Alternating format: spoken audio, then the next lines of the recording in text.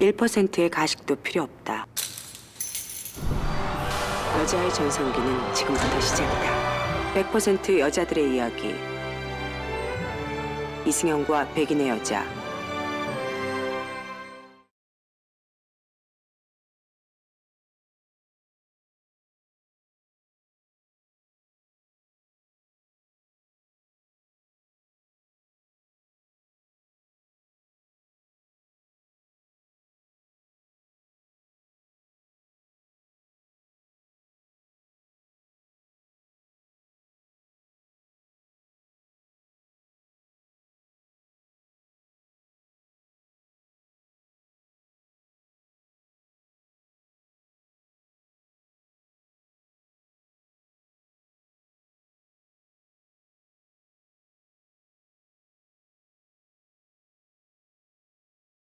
공부를 시키면 공부가 하기 싫습니다. 그걸 안 시킬 수도 없고 불안하거든.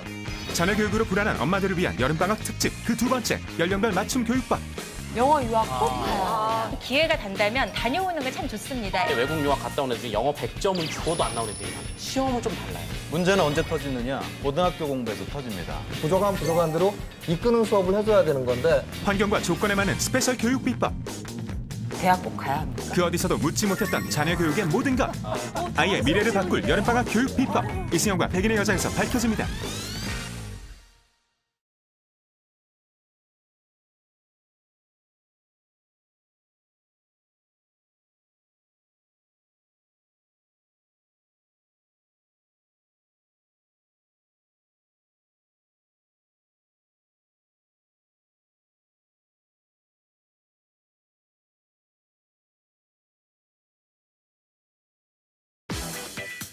국제중 열풍. 아이의 미래는 중학교 때 결정된다. 중학교 들어가는데 초등학생들이 스펙이 있어야 돼요?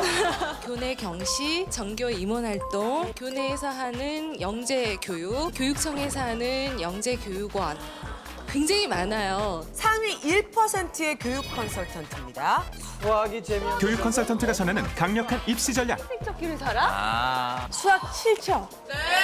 전 무서워요. 그래요. 사실은 수학을 잘해야지 대학을 갑니다. 대학은 수학으로 가고 영어는 밥 먹게 해줘요. 국어, 영어, 수학이 있잖아요. 입시를 위해서는 이렇게 공부했다가 쉬었다, 공부했다, 쉬었다, 공부했다가. 근데 수학은 선행, 다시 복습, 선행, 다시 복습. 이게 고3까지 갑니다. 국어는 어떻게 공부하는 거냐면 넓고 깊게 그냥 생활이다 생각하시면 돼요. 가사 노동에서 조금은 해방되자. 엄마가 하는 일은 뭐냐면 복습을 확인하는 사람이야 돼. 아빠는 뭘 해야 될까요? 보여주세요. 아들의 성교육과 비뇨기과 진료? 남자애들이 좋아하는 19금 많잖아. 널려 있어, 널려. 이 아이들 잠을 못 자. 퀭해. 그래서 아빠가 볼 수 있지만 정도가 있고 어떻게 해라. 가르치는 거예요. 성적이 떨어져서 야단치는 게 아니라 엄마를 무시하고 부모한테 함부로 하면 혼을 내야 돼. 최고의 교육 군단을 한번 스튜디오에 모셔봤습니다. 공부도 욕심이 있어야 돼요. 자기 스스로가 공부를 챙기는 능력이 없으면 상위권 학교를 가는데 실패를 하죠. 둘 다 공부 잘하게 하는 건 굉장히 힘들거든요. 무조건 반대로 합니다. 너는 머리로 공부 잘하는 애. 첫째 형은 노력으로 공부 잘하는 애. 개성을 존중해주고 그렇죠, 각기 그렇죠. 다른 교육법을 쓰는 게 좋다. 네. 동생은 공부에 손을 놓고 12년을 놀더라고요. 저 형이 제 동생 손을 이빨로 물어 뜯어가지고 혈서를 썼습니다. 결국 제 동생은 재수해서 이대를 갔어요. 정말 이건 본인의 의지와 말씀하신 동기부여인데 우리 아이들에게 어떻게 하면 동기부여를 잘 줄 수 있을까? 그것도 이 전쟁 같은 방학 동안에. 그게 사실은 오늘의 화두가 되겠네요. 자, 그렇다면 첫 번째, 저를 비롯한 미취학 아동들의 방학을 잘 활용하는 방법에 대해서 여쭤보고 싶거든요. 먼저 화면으로 함께 보시죠.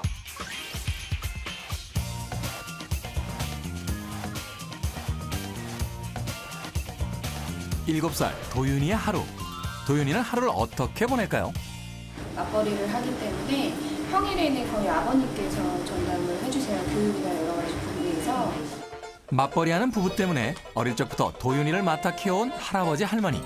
하루 종일 할머니 할아버지와 지내는 도윤이 하루 함께 보시죠. 아침 7시에 일어나서 유치원 갈 준비를 합니다. 다람쥐. 할아버지 할머니에게 학습을 받는 7살 우도윤. 도윤이의 하루 일과는 영어 유치원에서 시작됩니다. 신나게 노래도 부르고 춤도 추면서 친구들과 영어 공부를 하네요. 오늘은 영어 숫자를 배우는 날인데요. 우리 도윤이 영어도 참 잘합니다. 유치원에서 영어를 배웠습니다. 1, 2, 3, 4, 5, 6, 7, 8, 9, 10. 영어 유치원이 끝나고 집으로 와서 도윤이가 가장 먼저 하는 일, 바로 할아버지와 장기 두기. 놓고 한나라 한자. 이 한나라의 가장 임금이야. 이거는 초나라의 임금이야. 자, 그러면은 이 한나라 임금이 앉았으면은 신하가 앉아야지. 신하는 뭐야? 할아버지 말에 정확히 사자를 집어드는데요. 오, 정말 놀랍습니다. 장기를 통해 한자를 배우는 독특한 학습법이네요. 말이 몇 개야, 말이 몇 개야? 2개. 아니야, 말 독특하는 발이 몇 개야? 4개. 발이 몇 개요? 하나, 둘. 도윤이도 흥미를 가지고 재미있어하는 것 같죠? 장기말도 제자리에 척척 알아서 두고 할아버지와의 한판 승부를 펼치려는데요. 이 세계의 대결, 승자는 과연 누가 될까요? 아, 궁금하다. 잘 만져봐. 별꼴을 안 된다. 아니, 이것은 알까기. 진정한 알까기의 고수답네요. 천이 있는데 지가 흥미를 갖고 어떤 거를 갖다가 한자를 갖다가 들어오기 위해 한자 속에 들어가기 위해 가지고 제일 쉬운 것이 놀이 아닙니까? 그 장기를 갖다가 하면서 차, 마, 상, 포, 졸 그 한자를 시기모로 인해 지가 이거 한자는 이렇게 재미있구나 하는 느끼도록 하기 위해서 이제 그걸 시작을 한 겁니다. 할아버지랑 함께 공부하는 시간이에요. 자, 국어. 한자 공부를 끝내고 한글 공부를 시작하는 도윤이. 공부는 그러면 안 된다지. 공부는 짜증내면 안 돼요. 할아버지 여기 한 페이지만 가져보고. 2페이지만 공부하자는 도윤이와 조금 더 하자는 할아버지의 신랑이 과연 그 결과는 어떨까요? 세 페이지. 4페이지 그러면. 자꾸 간다 5페이지. 페이지. 말로 했어요. 2페이지. 자, 이거 입는 뭐야? 아, 도윤이의 깜찍한 애교에 그만 할아버지가 두 손을 들고 말았네요. 엄마는 항상 밖에 나갔기 때문에 애하고 접하는 시간이 좋고 아무래도 접하는 시간이 많은 사람이 애기하고 같이 부대끼가 누구보다 심리 좀 잘한다고 생각이 안 들겠습니까? 그래서 잘하기 때문에 그 심리를 이용을 해가지고 공부를 가르치는 게 엄마 아빠보다는 좀 안 낫겠나. 공부 시간이 끝나고 도윤이의 저녁 시간. 맛있겠지? 자. 후추구였죠? 아니. 얼큰하고 매콤한 매운탕을 저리도 맛있게 먹을까요? 도윤아, 맛있니? 매운탕은 역시 우럭이야.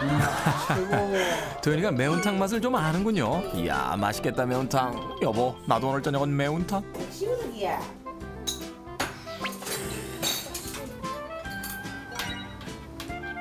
7살 치곤 꽤나 어른스러운 도윤이의 입맛. 국물이 어때? 국물이 끝내줘? 시원해?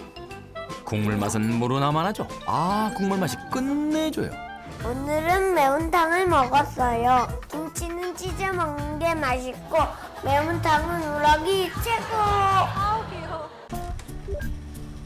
저녁 시간 후 혼자서 노는 도윤이 심심해 보이는데요. 별로 싫어요.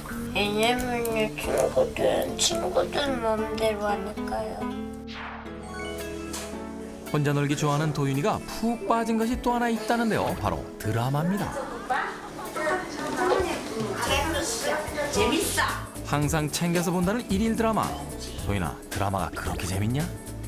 뽀로로는 펭귄이잖아요. 펭귄 시시해. 그리고 저거는요, 사람들이 웃고 그래서 좋아요. 참, 뉴스는 꼭 봐야 해요. 할아버지 할머니와 함께 뉴스도 꼭 본다는데 뉴스를 보다 그만 곤히 잠든 도윤이. 도윤아, 잘 자요. 도윤이가 또래에 비해서요 좀 애늙은이 같은 좀 구석이 있어요. 아무래도 또 할머니 할아버지랑 같이 함께하는 시간이 많기 때문에 그 부분이 조금 이게 고민을 해야 되는 부분인지 아닌지. 예.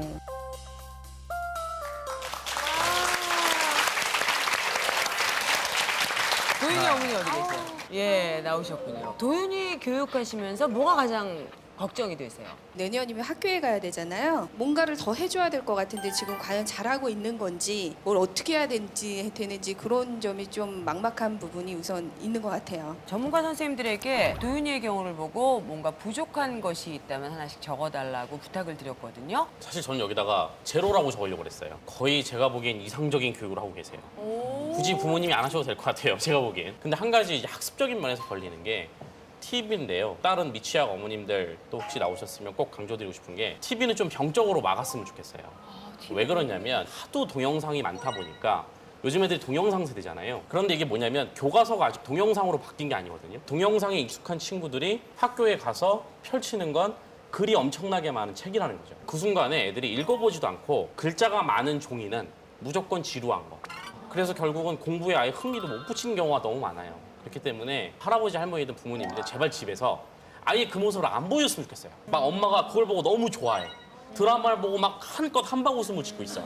그럼 아이는 어떻게 생각하냐면 아 저것은 굉장히 즐거운 거.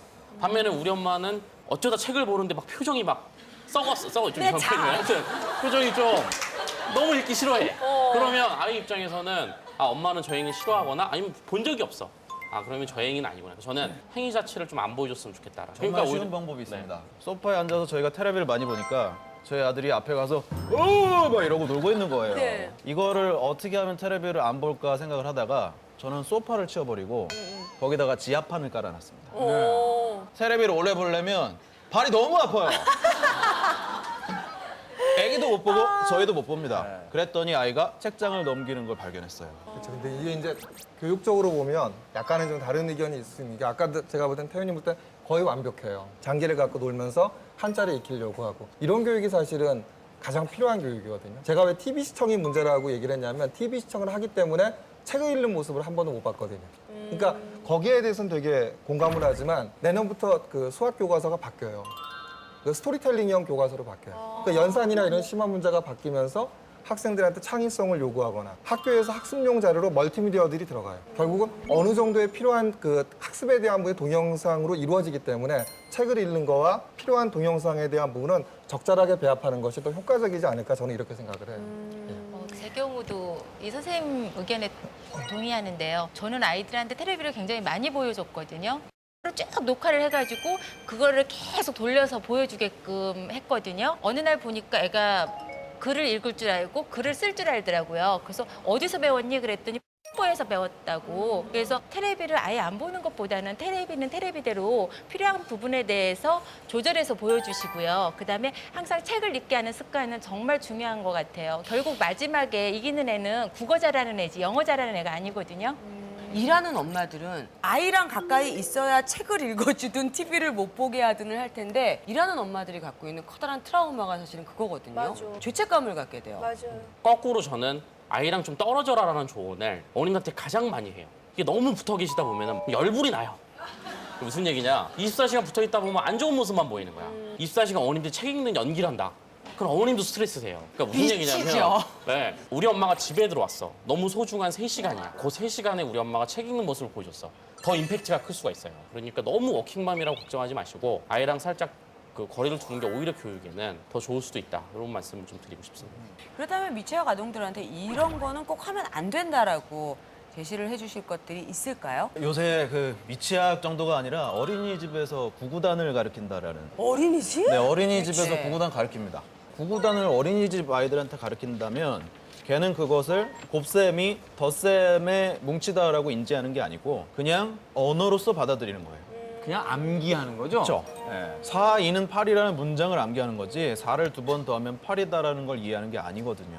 학교 가서 배워도 늦지 않습니다. 특히 수학 같은 경우에는 수학적인 스키마가 올라가면서 수학을 공부해야 되기 때문에 그게 올라가지 않은 상태에서 수학을 억지로 가르치면 고등학교 가서 무너져요. 당장에 아이가 빨리 나간다고 잘 되는 게 아니다. 똑같은 말로 조급함이에요. 엄마 입장에서는 마음이 불안하거든. 그럼 그걸 안 시킬 수도 없고 우리 아이가 뭔가 뒤지는 것 같고 그런 조급함이 가장 엄마들이 지향해야 될 거예요. 더 안 좋은 건 시켜봤는데 우리 애는 못해.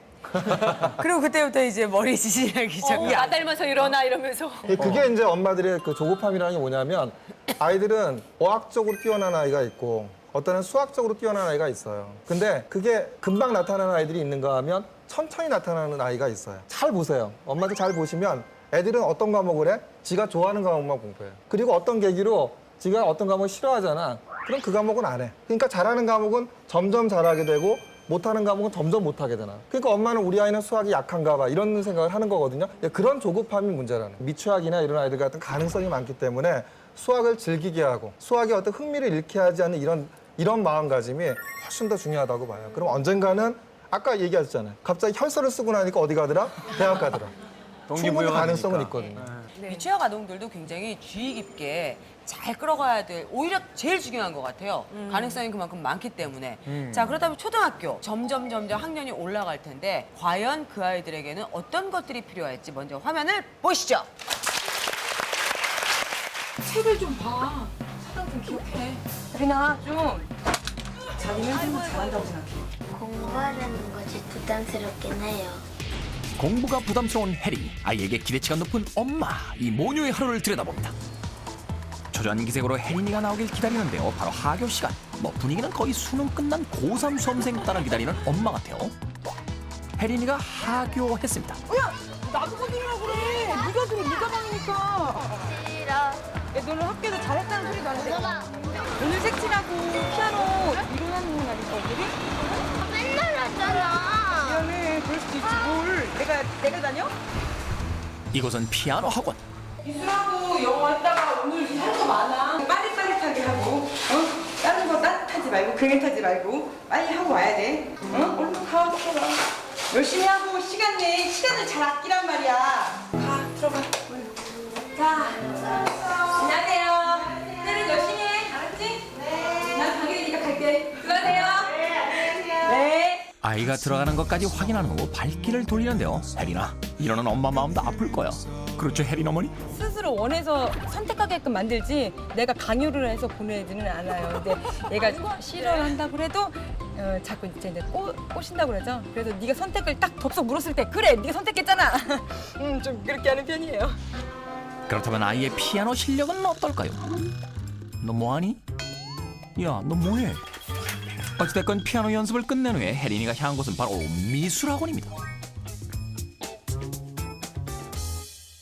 공부하는 건 싫고 노는 게 더 좋아요. 공부할 땐 놀지 말라고 하고 공부 다 끝난 다음에 놀으래요. 짜증나지? 우와, 근데 노는 게 더 좋다는 혜린이 공부 잘하는 것 같은데요? 상장 모으는 게 취미가 됐어요. 혜린이한테도 이제 엄마 이제 상장 모으는 게 취미다. 많이 갖고 와라. 하는 만큼. 우등생인 혜린이, 그런데 엄마는 뭐가 걱정인 걸까요? 똑똑해요. 좋은 머리도 갖고 있고. 그러면 거기서 조금만 더 해주면 될 것 같은데 그럼에도 불구하고 자기는 항상 잘한다고 생각해요. 미술학원 후 혜린이가 도착한 곳은 바로 영어학원입니다. What is she doing? 뭐라는 거야? Is cooking. 뭐라는 거니? Are in a reading room. 주거니 받거니 영어 회화도 수준급입니다. 샬라샬라. 같은 시각 집에서 엄마는 무척 분주해 보이는데요. 뭘 하시려고 그러십니까? 아니, 엄마 공부하시는 거예요? 옆에다 힌트를 썼다든가 바로바로 틀린 거 체크가 될 수 있게 그렇게 해야 엄마가 같이 공부해야. 안 그러면 이제 제가 케어를 못 할 것 같아서 요즘엔 정말 굉장히 어렵거든요. 사회과학 특히 그렇게 되다 보면 저도 이러다 수능 보겠다는 그런 생각 진짜 많이 해요. 학원 일정을 끝내고 집으로 돌아오는 혜린이. 하지만 또 다른 시련이 기다리고 있을지 상상이나 할까요? 19선 번에 틀린 거 고쳐놔야 돼. 선생님 오시기 전에. 장난 아니고 얼른 빨리 씻고. 힘들지만 빨리 이번 주만 고생하면 돼. 계속되는 엄마의 다그침에 손발 씻기도 초스피드로. 발가락에 물만 묻히는 것 같은데요. 혜린아, 너 다 씻은 거야? 이렇게 집에 와서도 계속되는 학습지 공부. 1학년들도 이거 푸는데 막 헷갈리고 많이 틀려. 혜린이가 3학년인데 수학이랑 국어가 5학년 수준을 공부하고 있어요. 저 이거 안 초등학교 3학년 학업 공부하기도 바쁠 텐데 5학년 공부를 미리 한다고요? 이야, 혜린이 대단한데요. 어려운 학업 내용 잘 따라갑니까? 엄마랑 이렇게 상의하다가 약분을 하기로 했어. 잘했지? 전에 했던 거기 때문에 더 쉬울 거야. 좋은 거야. 안 쉬워. 아, 이 야속한 그 이름은 바로 엄마. 아니야, 다 널 위해서 그런 거란다, 얘야. 엄마 거짓말 용서하지 않을 거야. 공부하라는 거지 조금 부담스럽긴 해요. 그냥 내 얘기하는 게 싫어요. 자신에 대한 엄마의 기대가 부담스럽다는 혜린인데요. 엄마 나 놀이터 갔다 왔대? 지금 이 시점에서 너 과학 해야 된다고 생각 안 해? 며칠 안 남았는데? 놀이터 가는데 그게 중요하지 않아도 시험 보는 데 그게 중요해. 조금 여유를 보이 자기가 먼저 해야 되는데 물론 힘들어요. 학원 갔다 오면 하기 싫으네 하라고 하면 나도 싫고 걔도 싫고 해야 되는데 스스로 안 한다는 거 조금 이제 학년이 올라갈수록 조금 이제 약간 조바심은 생겨요. 아직 이제 저학년에 넘어가니까. 가죽으로 자기주도 학습이 부족하다는 엄마. 과연 혜린이의 생각은 어떨까요? 제가 스스로 하려고 해도 만약에 6시 30분에 TV를 보고 있으면은 7시에 공부를 하려고 해도 엄마는 미리 하래요. 스스로 7시쯤에 공부를 하고 싶은데. 그러니까. 혜인아 다 했어? 아니. 잠깐만. 내가 보기엔 다 써놨잖아. 여기 4분의 3. 이거 묶으면 되는 거야. 그냥 이렇게 다 풀어놨어. 어머 이 문제 뭔 줄 알아? 근데 영어를 이렇게 써놔서 6을 써놨네. 덧셈 마시오 근데 뺄셈 해놓고. 내가 장난칠 때랑 집중할 때랑 구별해. 알잖아. 그냥 이거는 야 안 봐도 나 문제만 풀어도 난 알겠어. 늦어요. 엄마 말에 결국 혜린이 폭발합니다. 아니 그냥 던진 건데 왜 그래? 엄마와 딸 함께 공부하기가 이렇게 힘드나요? 처음 마음은 그렇지는 않죠. 이제 근데 하다 보면은 얘기해줬던 거를 또 틀리고 설명해줬던 거를 틀리면 이제 화가 나면서 그 짧은 시간에 공부하기가 쉽지는 않은 것 같아요. 이제. 너도 엄마 입장을 좀 이해 좀 해줘. 어쩔 수가 없어. 씻어 얼른. 나도 힘들고 너도 힘들고 어차피 힘든 거 마찬가지야. 학습에 대한 혜린이와 엄마의 태도. 과연 문제는 없는 걸까요?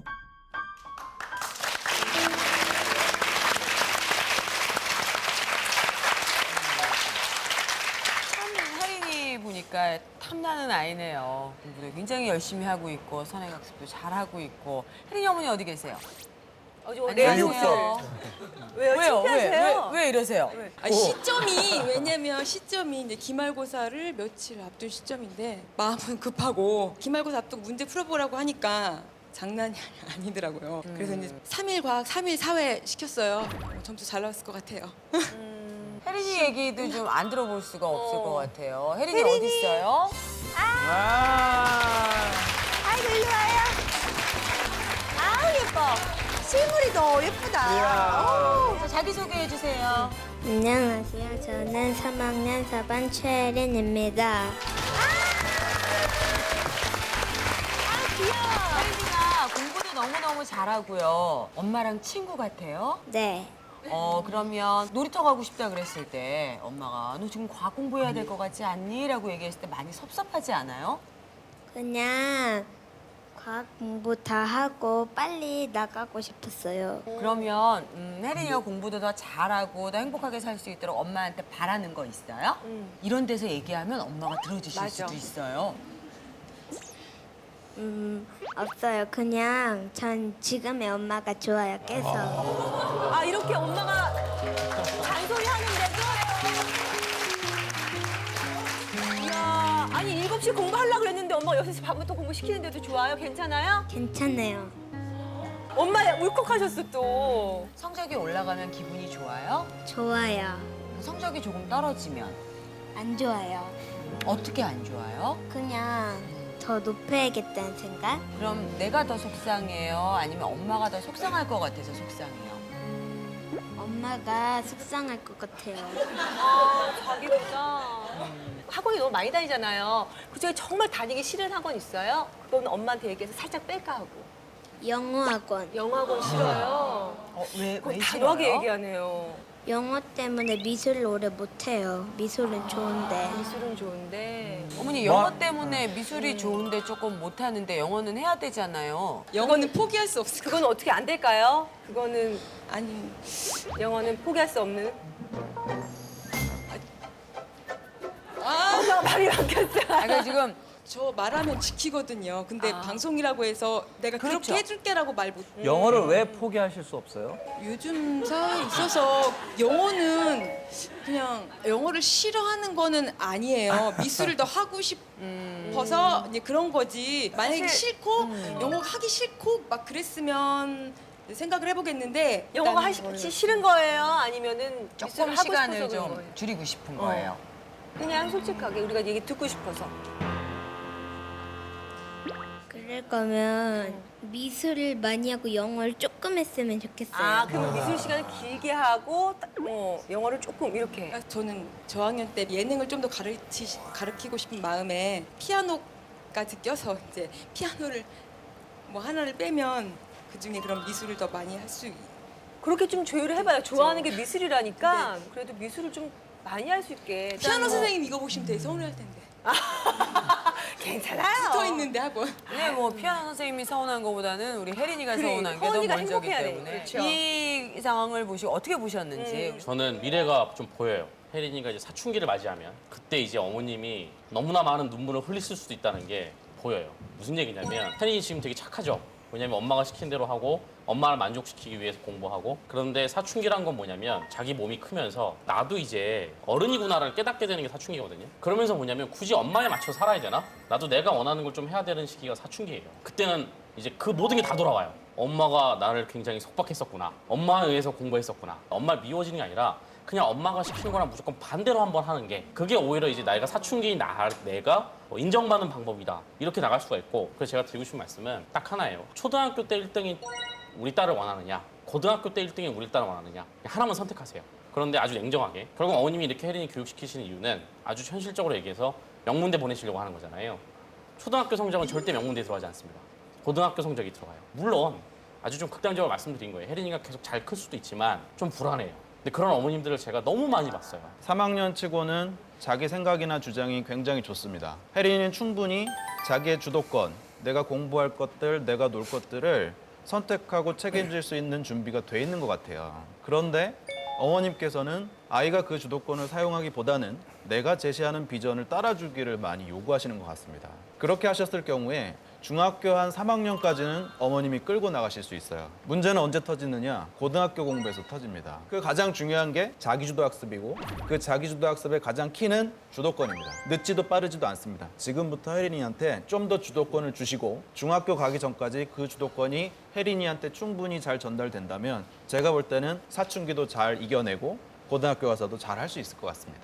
알겠습니다. 일단은 우리 혜린이는 다리 아프게 서 있으니까 힘들죠? 그러니까요. 그러면 엄마랑 선생님들이랑 좋은 얘기하고 있을 테니까 여기 계신 이모님들한테 이모님들? 인사 예쁘게 하고 우리 들어갑시다. 뒤에 가서 구경하고 있어요. 혜린이 손을 잡고 이렇게 듣고 있다 보니까 아이가 별로 들어서는 네, 좋지 않은 얘기일 그러니까. 것 같아서. 예. 저도 많이 시켰었거든요. 어머니 그 마음 충분히 이해하고요. 근데 그 사이에 한 번씩 이렇게 스트레스를 확 풀어줄 수 있는 부분이 필요하거든요. 그걸 혹시 잘하고 있는지. 예를 들어서 썰매장 개장한다. 그럼 개장하는 날 간다. 그날은 모든 학원을 빼고 가요. 왜냐면 그걸 안 갔다 오면 애가 그 텔레비에 나올 때마다 저기 가고 싶어. 학원 갈 때마다 나도 거기 가고 싶어. 어떤 애도 갔다 왔대. 그러잖아요. 그러니까 그럴 거라면 제일 먼저 가요. 원 없이 그날 질리게 놀고 와요. 그러니까 그런 걸 한 번씩 풀어주면 잘 갈 수 있으리라고 보고요. 참 와닿는 부분 중에 하나 뭐냐면요. 아이가 노는 거 없이 이렇게 공부만 한다면 스트레스의 문제를 떠나서 나이가 들었을 때 행복한 유년의 기억은 없을 것 같아요. 제가 어린 시절을 기억해보면 공부했던 기억도 있지만 친구들하고 정말 재밌게 놀았던 유년의 아주 즐거운 기억들이 있는데 지금 친구들이 저렇게 공부만을 하다가 나이가 10대가 되고 20대가 됐을 때 어린 날을 떠올려 보면 즐거운 기억들이 있을까? 라는 생각이 드니까 약간 아프더라고요. 저는 지금 우리 또 전문가분이 네 분이 또 말씀해 주셨는데 어떻게 받아들이셨는지 좀 궁금해요. 선행학습에 대해서 조금 생각을 많이 했었는데 네. 참 수학은 정말 포기하기가 힘들긴 해요. 수학만은. 영어도 포기 안 되고 아니, 수학. 그러니까 머리랑 마음이랑 따로 놀아요. 그러니까 나 다 이해하고. 다 이해는 되죠? 이게 다. 네. 근데 그것만 좀 가지셨으면 좋겠어요. 제 생각은 왜? 혜린이의 성공인지 혜린이의 행복인지. 성공이 행복일 거라고 생각하시는 많은 분들이 있는데 꼭 그렇지는 않더라고요. 혜린이 어머니가 자꾸 멈칫 하시는 이유가 시키기는 해야 될 것 같은데 왜냐면 지금부터 하는 주변 게 다 하니까. 차곡차곡 가야 될 것 같은데 도대체 그렇다면 공부는 언제부터 해야 되는 겁니까? 어른들 말씀을 하시는 걸 들어보면 공부를 시켜야 된다고 말씀하세요. 공부를 시키면 공부가 하기 싫습니다. 일을 할 때도 마찬가지로 사장님이 일을 시키면 내가 일을 열심히 하고 싶다가도 그 마음이 사라져요. 공부는 시키는 게 아니라고 저는 생각합니다. 공부하고 싶은 마음이 들 수 있도록 이끌어주는 게 어른의 역할이고 멘토이자 선생님의 역할이죠. 어떻게 하면 되죠? 제일 중요한 거는 신뢰입니다. 상위권 애들은요, 항상 어른들이 믿어주세요. 칭찬합니다. 하지만 중위권이나 하위권은요, 어디 가서 칭찬받지 못하고 믿음을 받지 못하죠. 그런 아이들한테 엄마까지도 신뢰를 주지 않고 믿음을 주지 않는다면 아이들이 얼마나 외로울까요? 그런 생각 해보셨습니까? 우리 아이가 설사 잘못하고 공부를 좀 안 하고 사고를 쳐도 나는 엄마는 전적으로 네 편이다 라는 신뢰를 보여주십시오. 그러면요, 아이들마다 학군이 달라서 어떤 애는 참 어려서부터 공부하고 어떤 애는 조금 나이가 들어서 공부할 수도 있지만 진검승부인 고등학교 공부에 가면 다 잘할 수 있다라고 믿는 게 저 개인적인 생각이에요.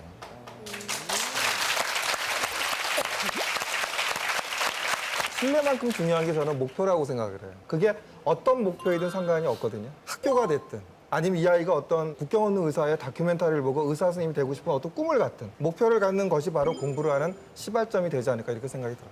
교복 예쁜 거 보면 저 교복 입고 싶어서 그런 거 있었어 우리 때는. 있어요. 있었어. 그래서 네. 저기 가야지.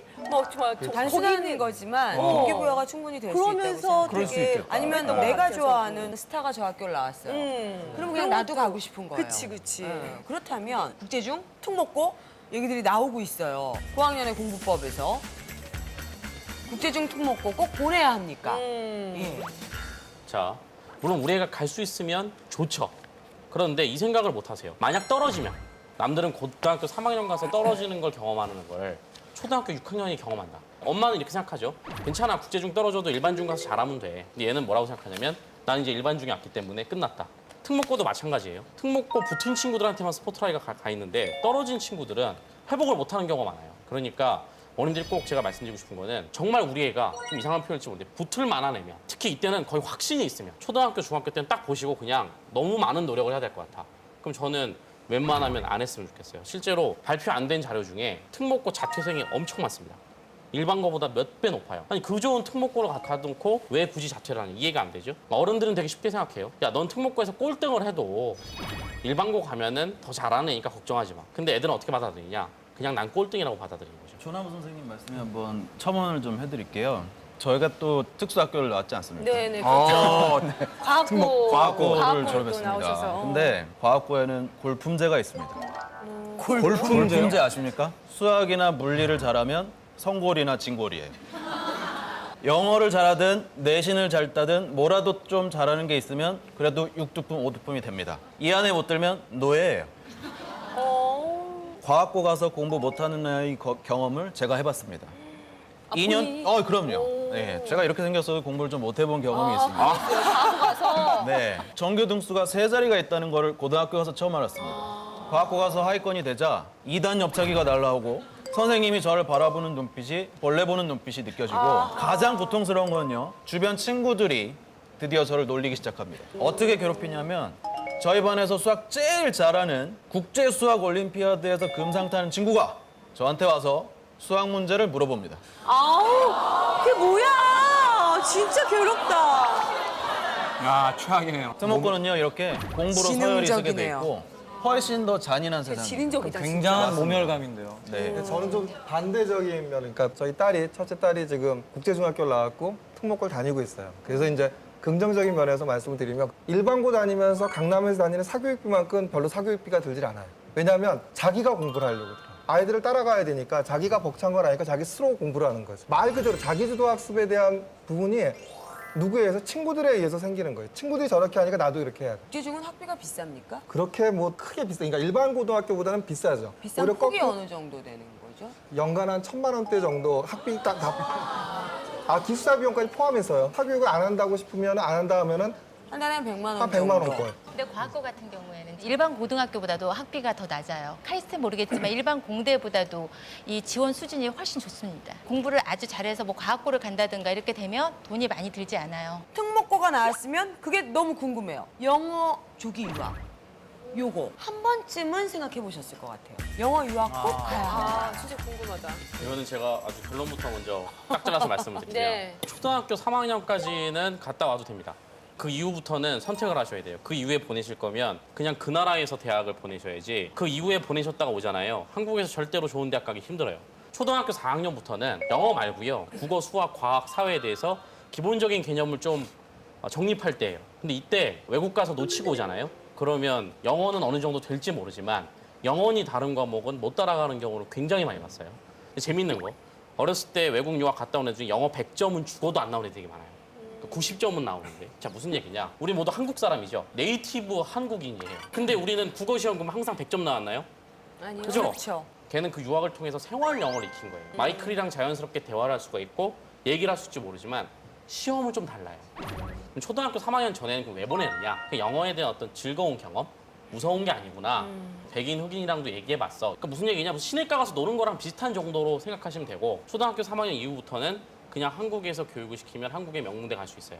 제가 하나 이제 말씀을 드리면 교과부에서 리트라고 해서 국어, 영어 능력 평가 시험을 보게 됩니다. 수능에서도 영어가 빠지게 될 거고요. 초등학교 3학년부터 단계적으로 등급으로만 끊어서 여러분이 이 시험을 응시하면 되고 이 책 한 권만 띄면 대학교 가는 것까지 전혀 문제 없게끔 말하기, 듣기, 쓰기 골고루 들어가 있는데 EBS에 올라가 있어서 우리가 인터넷으로 충분히 공부가 가능하게 돼 있습니다. 그래서 너무 영어에 이렇게 스트레스 갖지 말고 물론 기회가 된다면 다녀오는 건 참 좋습니다. 애들이 친숙해지니까 그 이상을 기대하시면 안 될 것 같습니다. 나중에 그거 한 100건만 해가지고 한번 그게 아니라 갑자기 네. 아 그럼요 아이들의 행복을 위해서 니트? 시집에 팔기 전에 나 하나 가졌으면 좋겠다 이런 눈빛들이 네. 너무 많으셨어요. 아니 근데 딱 하나 예로 제가 생각나는 건요. 박지성 선수예요. 네덜란드에 가고 맨체스터 유나이티드에 갈 적에 처음에 영어로 인터뷰하지 못했습니다. 맞아. 진짜 그러네요. 그랬던 것 같아. 축구 하나를 가지고 나갔어요. 지금 유창하게 영어를 해요. 초등학교 그러네요. 3학년 때 나간 거 아니에요. 너무 서두르지 마세요. 이 모든 생각들이 왜 나오는 걸까? 입시예요. 제가 그거 하나 여쭤보고 싶습니다. 대학 꼭 가야 합니까? 당황스러운 질문인데요?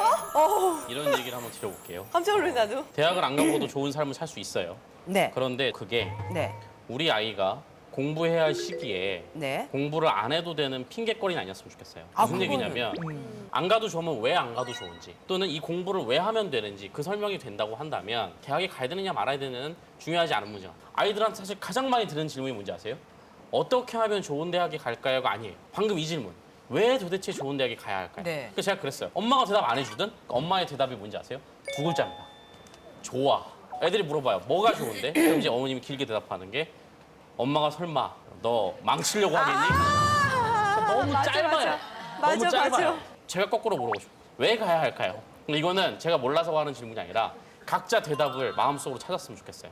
나는 이래서 그렇죠. 공부시킨다. 나는 이래서 대학 안 보낼 거다. 나는 이래서 유학 보낼 거다. 나는 이래서 유학 안 보낼 거다. 그거에 대해서 확실한 답변이 없으면 아예 아무것도 하지 마세요. 차라리 그 답변이 없을 때는 아예 아무것도 안 하는 게 훨씬 나을 때도 있을 것 같아요. 대학을 안 간다라는 사실이 중요한 게 아니라 안 감으로 인해서 대학을 갔을 때 누릴 수 있는 기회나 그런 혜택들을 미리 사전에 해보지도 않고 포기하거나 버릴 필요는 없지 않을까. 일단 가고 나서 내가 하고 싶거나 정말 잘할 수 있는 게 발견된다면 그걸 해도 좋습니다. 미리 그것을 포기하고 결정해야 될 문제는 아닌 것 같아요. 아이들이 선택할 몫이지만 그 아이들의 선택이라고 해서 그것을 갖다 방임하는 건 아니라고 생각이 들어요. 부모가 이끌어줄 때까지는 이끌어주고 그리고 그걸 갖다 아이가 판단할 수 있을 때 판단하는 것이 가장 적절한 답이 아닌가 그 생각을 합니다. 평생 공부하고 평생 얘기 듣고 평생 생각하고 반성해보고 또 해야 될 것 같은데요. 자, 여러분께 제가 갑자기 생각이 났어요. 단 한 가지의 질문을 마지막으로 드리도록 하겠습니다. 나는 내 부모님이 나를 조금 더 서포트를 해주셨더라면 지금보다 훨씬 나은 위치에 있을 거라고 생각한다라면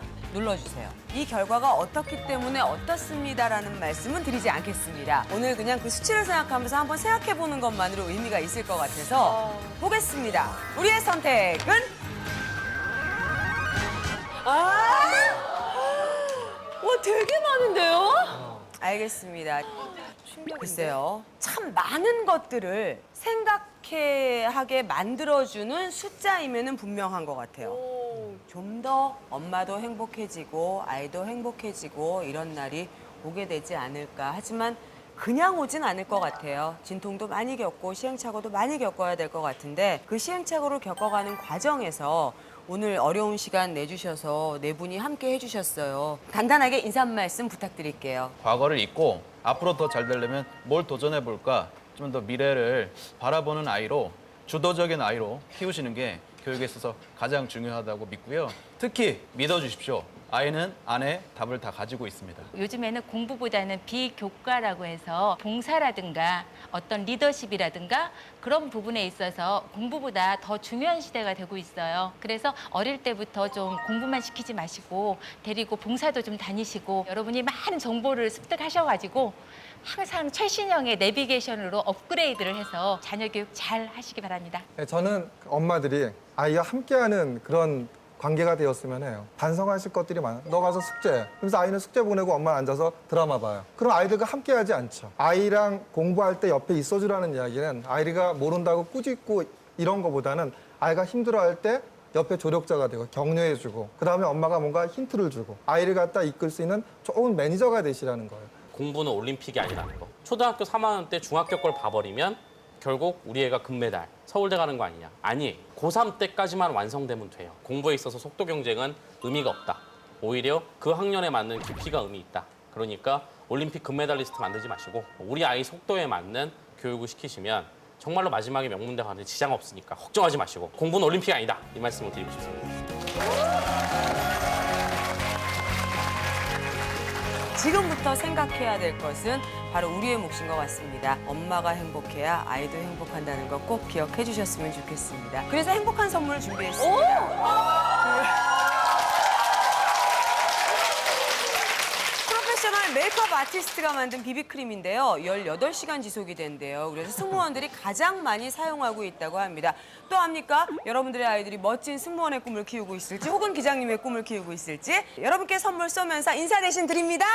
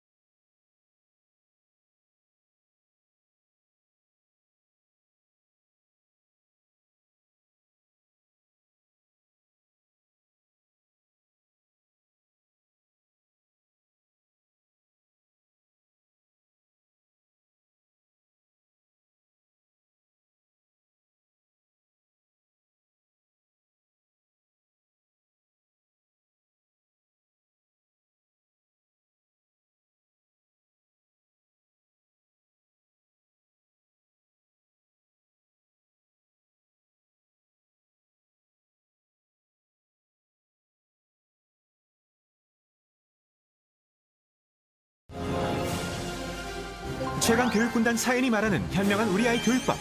이병훈 선생님의 스스로 공부하는 자기주도 학습법. 초등학교라든지 어린 자녀를 두신 어머님들한테 가장 중요한 포인트 2개만 딱 정리해서 말씀을 드리겠습니다. 첫 번째는 반복 숙달이에요. 저는 어린 시절 아이들이 고민하더군요.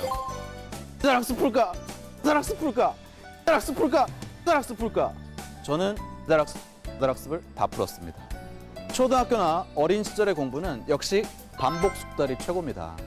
어머님들께서 굳이 집에서 학습적인 개입을 하시고 싶다면 자녀의 문제집을 지어주세요. 저희 어머니께서 제가 어렸을 때 해주신 거는 저의 학습을 3번씩 지어주신 겁니다.